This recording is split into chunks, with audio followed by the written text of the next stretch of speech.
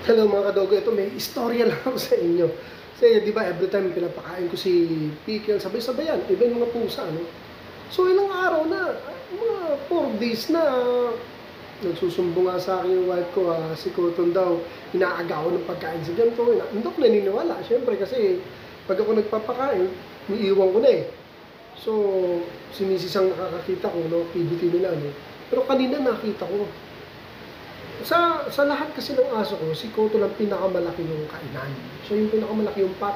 Talagang marami pong kinakain kasi unang-una nga, tingin ko hindi naman nabuntis kaya binibigay ko yung hilig. Kasi gusto ko kasi busog yung aso ko mga kadogo. Alam niyo yun? Kasi yan, dyan may pagkain. Bakit natin pagdadamot? I know, may konting mali yun dahil baka ma-overweight, ano? Kaya nga, pag nakikita ko, hindi naman ako pumapayag. Napakain ko siya maayos, pero doon pumapayag. Kaya lang ang nangyayari, totoo pa na yung sinabi ng anak ko, at saka ni Mrs. Tingnan niyo mga kadugo. Oh, ayan, lakda siya. Lakda. Ang laki. Can you imagine, alam niyo kung ano ginawa? Yung pagkain niya, inubos niya. Laki nun. Malaki yung banyera niya. Tapos, yung pagkain ni Pickles, kasi si Pickles medyo nagsisilan na dahil nga mga anak na ito masama na pakiramdam, kinain din. Hindi nakadalawang banyera.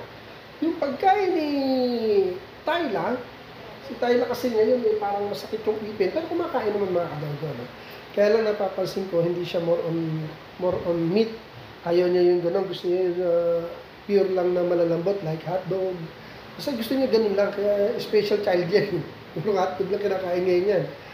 Talagang wala budget niya yun. Hindi siya pwedeng kumain ng mga rice na may meat para siyang nahihirapan dahil parang masakit yung ipin. Mga kadugo, chiniko medyo may problema yung ipin niya. So, sa madalit salita, kinain din ni Koto yung tira ni Thailand plate. Okay na, no? Tatlo na. Pati yung kay Maggie, hindi tuloy nakakain yung aso daw.